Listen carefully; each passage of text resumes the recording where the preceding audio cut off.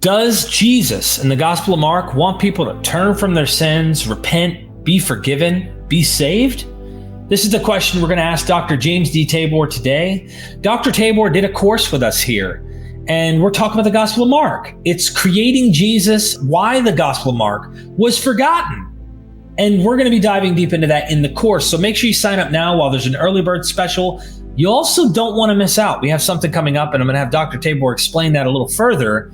But here you can see, go to the landing page, www.mythvisionpodcast.com/first gospel. Right now, go sign up. He also has 7 lectures within this course, taking a deep dive. Dr. Tabor, if you will, tell us what we are about to do. Good to be with you, Derek. I really want to get to that question, but let me just say on March 5th at noon Eastern Time, anyone who has bought the course and signed up for it is going to get an invitation to participate in a 2-hour Zoom meeting. And we'll give you the link, of course. And Derek and I will field questions and talk, but we want it to be people who've had the course so that we're not introducing people to the course. We're diving into the course in even more depth. So today, even though I'm going to cover this topic, we'll really cover it in a more extensive way when we get into our session. I'm thinking of it as a class.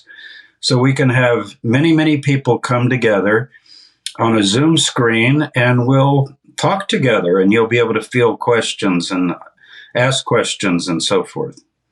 So here's the thing. You've got to read Mark as Mark, or you would not answer this question correctly. Does Jesus want people to be saved and forgiven? Because there's a line in Mark that Matthew and Luke remove when they tell the story of why does Jesus teach in parables. It's in Mark chapter 4, where it says, and he taught them in parables, and then it gives the parable of the sower and the parable of the mustard seed and so forth. But the disciples ask, why are you teaching in parables? And the answer he gives is very unusual. I used to think when I grew up, going to Sunday school and so forth, oh, the parables, that's so nice. Jesus wanted the people to understand. I don't know. Did you hear that, Derek? They're kind of... I definitely heard to that. make it easy for people. And you read Mark, and it's the opposite. Let me read it to you. When he was alone with the 12, this is what you've got to get in Mark. You've got to get the secret teaching. And Matthew and Luke simply take that out, usually, most of the time. They ask him, why are you teaching in parables? What does that even mean? And he said, to you has been given the secret of the kingdom. Now, in this course, one of the big things we try to figure out, and I don't reveal it necessarily, like here it is. I take you through so that you have the experience that Mark wants you, the author of Mark wants you to have. To you has been given the secret of the kingdom. Those outside, it's in parables. Now listen to this. So that they may indeed see but not perceive. So people are going to listen to Jesus and not get it. And they will hear but not understand, lest they should turn again and be forgiven. Wow. Turn again and be forgiven? I thought Jesus is wanting everybody to listen and so forth. But all the way through Mark, he avoids crowds. The crowds come, he works a few miracles, and then he leaves, and privately he teaches the disciples. Now in Mark, you get to be part of that privacy. You get to come on the inside. So sometimes he takes just Peter, James, and John.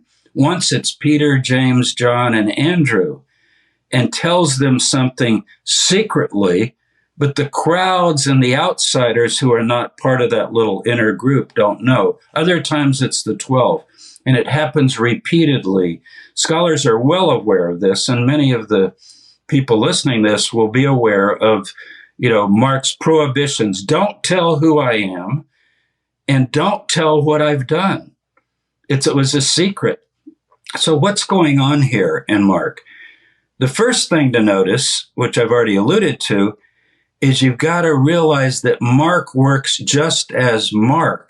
If you try to read Matthew, which incorporates 90% of Mark, or Luke, which incorporates 85% of Mark, you're not going to get Mark because it gets embedded in to both of those larger works. And a lot of these very unique things, like this verse I just read, lest they should turn and be forgiven. Matthew I don't know what that means. Take it out. Luke, I don't know what that means. We don't want a Jesus that doesn't want people to be forgiven. After all, Luke ends with, preach forgiveness of sins to the whole world. So what is Mark doing? He's doing something very unique. For Mark, the secret of who Jesus is and what he's done is not to be understood except by those who have the secret of the kingdom. So it's actually a kind of a puzzle and a riddle that you get as you pull Mark out and just read Mark and focus simply on what Mark has. And it makes a huge difference. So that, and we're going to talk more about this as we go along, and you get it all in the course. Someone might confess Jesus is the Christ, but that wouldn't necessarily mean that it's a true confession, like in the case of Peter. And we've done programs on that, and we'll expand it even more as we go on. So essentially, it's a kind of a yes and no question. If you understand, then you can turn and be forgiven.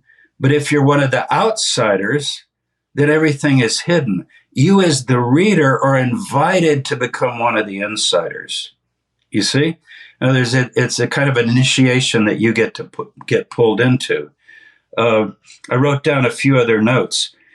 In Mark, all the way through Mark up to chapter 9, there's nothing about the suffering and the death of Jesus. Actually, it starts in chapter 8 and goes through 9 and 10. And that's the key to how Mark understands Jesus, as this suffering figure, very much like Paul in some ways.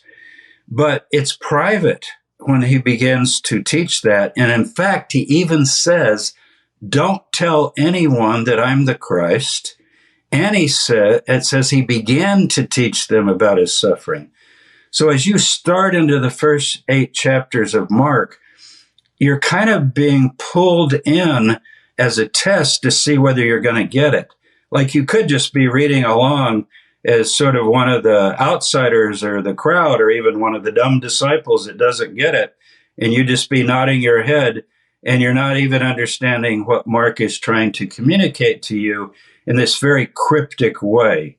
But you get a chance, like right here in chapter 4 of Mark, he explains the parable. But guess what happens right after he explains it?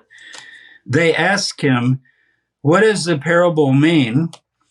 How? And he says, do you not understand this parable? How then will you understand all the parables? Now he's talking to the disciples, and he does explain it. And you get to hear the explanation. But it says privately, when he said to them privately, you don't get this? That's almost a question for you, the reader. If you take this course, that would be my question to you. Did you get it? Did you get it? Now, once he explains one or two of these things, you know what he does? He leaves you on your own. Then you got to figure out yourself. So it's like a hint or a clue. Are you going to pick up on it or not? And all the way through, this secrecy motif runs. And then the people who do understand, well, let me just put it this way. The disciples, the inner group, even the 12, and even Peter, James, John, and Andrew, they never understand it. In fact, they're denounced for not understanding it a number of times. 4 different times, Jesus, it's like he throws up his hands and says, you know, you're just not getting it, are you? And if you're not getting it, how are you going to understand anything, as he says in chapter 4? That's just the first one. But there are few people in the Gospel of Mark who do understand, and they're not even named. They're kind of the unsung heroes of Mark. And in the course, we go through and begin to identify them, not by name, but like, look at this person's commended. One of the things you notice in Mark is who is praised and who is condemned. The disciples are never praised, never. And the last verse on the disciples is the shortest verse in Mark. It's not Jesus wept. That's John. Everybody's been taught the shortest verse in John is Jesus wept. The shortest verse in Mark is about the 12, and they all forsook him and fled. And that's when he's arrested and put up on the cross. And they're not there, according to Mark. He's completely alone, forsaken by God, forsaken by his followers. So that's just one of the mysteries that we delve into, what I would call the mystery of the kingdom, the secret of the kingdom. And you're going to love the course because, we're not going to give you a test or anything, but you're going to be your own kind of test, because as you go through, are you going to get it or not?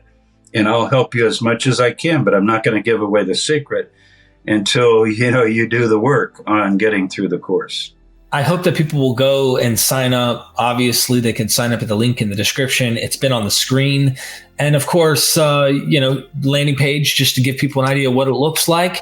Go down to the bottom and sign up. There are simple steps. Once you sign up, keep in mind on March the 5th, that Sunday, we're doing the Q&A live, and we're going to be hanging out with you for a couple hours, get your questions in. And if we end up finding out that there's so many people present with so many questions, we'll probably do it again. But it's only for those exclusively who signed up for the Gospel of Mark course, just like it's only for those who have the inner secret that are actually going to know what Jesus is actually saying. So if you want to be part of our little mystery cult, sign up today. I really appreciate you, Dr. Tabor. And people have already sent me questions, and I've just said, wait. And you know what? A lot of the questions are really good. So people are delving into this. This is a college level course. Of course, it's not college credit, and we've reduced it down to 7 lessons. But Derek, I've taught this course in some version of it for about 30 years at 3 major universities. And I'm reflecting just that whole career of meditating and thinking about Mark. And, we've got some really sharp people out there, as you know, from your own questions that you get. It's amazing. And won't it be great just to be together in a room, a Zoom room? And I taught on Zoom for a couple of years during COVID. And believe it or not, it's got an intimacy. It has an intimacy to it as you sort of, gather around the screen, and we can talk together. I can't wait. I think it's going to be really, really exciting.